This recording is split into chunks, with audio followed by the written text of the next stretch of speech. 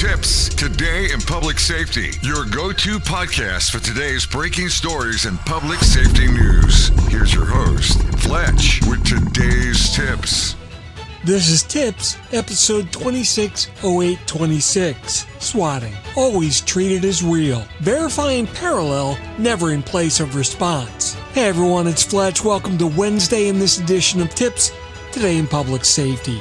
On Monday, we talked about reducing unnecessary exposure and building that verified callback path. Today, we'll talk about the report arriving, claiming a shooting, hostages, a bomb, or another immediate threat, and how the caller may sound, either calm or terrified. The number that you see may appear to be local. The story will contain names and details easily taken from the internet. And at that first moment, we don't have the luxury of deciding if that call feels fake. The National 911 Program's swatting guidance says these calls can't initially be differentiated from real incidents and must be processed under normal emergency procedures. Now, that principle protects the school, the public, and the telecommunicator. Every hoax begins as an emergency. Now, the call taker should follow the approved protocol for the reported incident. Capture the exact address and location, the caller's specific words, what's happening right now, and who may be at risk. Collect what the caller can see and hear right now, and any other information required by your local policy. Be sure to keep the caller engaged and safe when operationally appropriate. Document the details, the timing, changes in the account, as well as background information and the route by which the report arrived. Now, while tempting, don't use caller ID, automatic location, voice, text, TTY, relay service, email, or even social media as a single proof of identity. Now, these are all valuable data points and potential evidence to capture, but remember that they can be easily spoofed, relayed, compromised, and geographically separated from the targeted location. Now, dispatch the response required by the reported facts and the local SOP.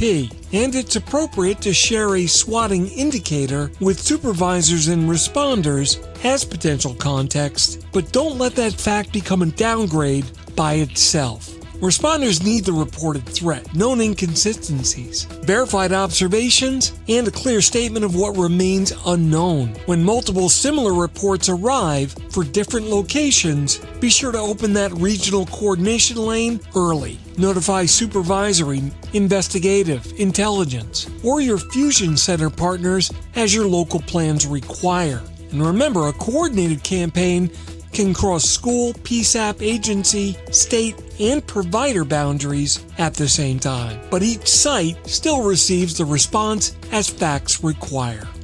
Verify in parallel. Parallel verification means that one lane handles the emergency while another seeks independent facts. It never means telling the caller to wait while someone phones the school. And it never means asking an unverified social media account whether the threat is real. Be sure to use the maintained facility contact and the coordination matrix from Monday, and use that to contact the verified 24-hour school role, school resource officer, campus police, or security desk, utilizing a number that's already on file and not a number supplied by the caller. Be sure to ask for and collect observable facts. Is there evidence of violence? Have alarms or panic systems been activated? Are staff reporting shots, injuries, smoke, or suspicious activity? Do any cameras or access systems show relevant activity? And be sure to identify the on-site administrator. Now, that information is all fed to dispatch and the incident commander as it's confirmed. And remember, a quiet camera doesn't prove the campus is safe, and an unanswered school phone doesn't prove that the threat is real. A principle saying that everything looks normal doesn't clear a large site. And while verification changes the operating picture, it doesn't replace the search, assessment, and command decisions required by the incident. At the school, still activate the emergency plan. Ensure staff follows the protective action order for the observed and reported hazard. Lockdown, evacuation, shelter, reverse evacuation, controlled movement, and reunification are not interchangeable. And remember, the decision belongs to the authorized incident structure utilizing the best available facts, not social media reports, and not based on a generic checklist that's divorced from the scenario. Establishing a unified command. FEMA's school emergency planning guidance uses the incident command system because schools and responders need command roles, one operating picture, and a clear transfer of command structure. The on-scene law enforcement commander controls tactical law enforcement operations. School leadership reports student accountability, family contact, transportation, reunification, continuity, and recovery. Fire, EMS, and emergency management personnel, as well as other partners, join according to the incident. Remember to name your functions early. Incident command, operations, school liaison, communications or public information, student accountability, reunification, medical support, logistics, and documentation. And remember, one person may cover several functions at first, but the important point is that the work gets assigned, and information has an owner, and contradictory instructions never compete for attention. Now, the Workbook Incident Decision Log captures the time of the report, the reported facts, life safety actions, any parallel verification events, responder observations, command decisions, public messages, any evidence holds, and the authority for the all clear. Now, it's not a substitute for CAD or agency records. Its purpose is the school's operational record of why it acted. Be sure to give responders campus terminology that matches the map and campus signage. Be sure to verify building names, entrances, floors, wings, as well as athletic fields and temporary classrooms, as well as any duplicate street addresses. And be sure to assign a school liaison who can answer those questions without stepping into the tactical area.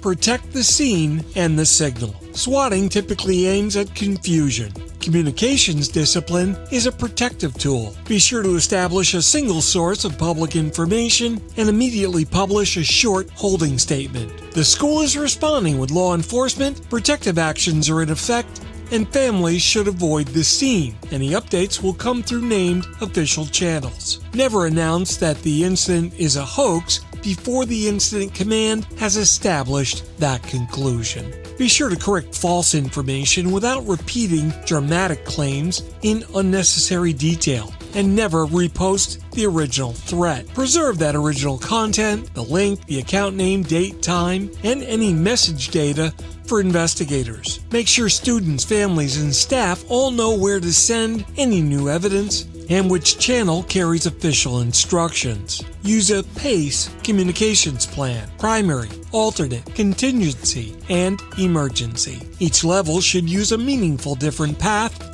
An email, text, and a social media app, all on the same cellular data connection, are not three independent backups. Be sure to practice moving between methods, and don't forget accessible communications for people with disabilities and families who may need language assistance. Be sure to protect your operational information and never publish live responder locations, tactical movements, camera views, or student accountability gaps, or any of the private callback numbers created for verification. And remember to coordinate all public communications through the incident's public information function and local joint information procedures.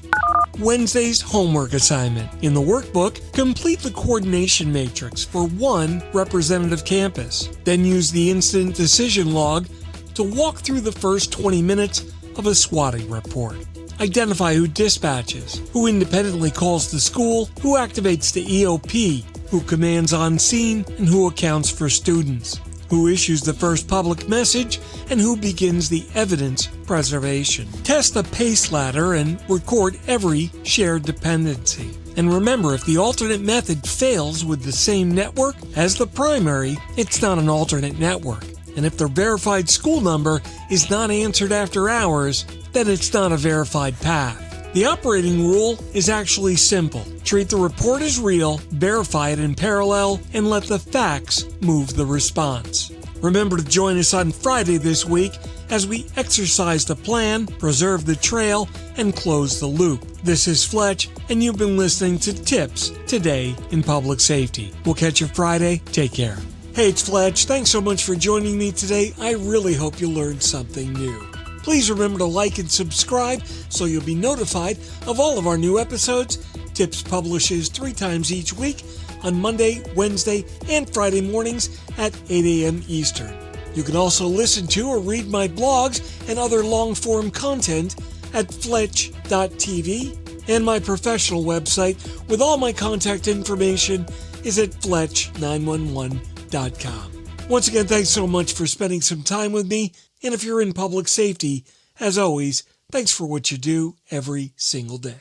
We'll catch you later. Take care. You've been listening to TiPS, Today in Public Safety, your go-to podcast for today's breaking stories and public safety news. Hosted by Fletch and available every Monday, Wednesday, and Friday. Catch past episodes on 911tips.com. I am Spider Harrison, the official 911 voiceover dude.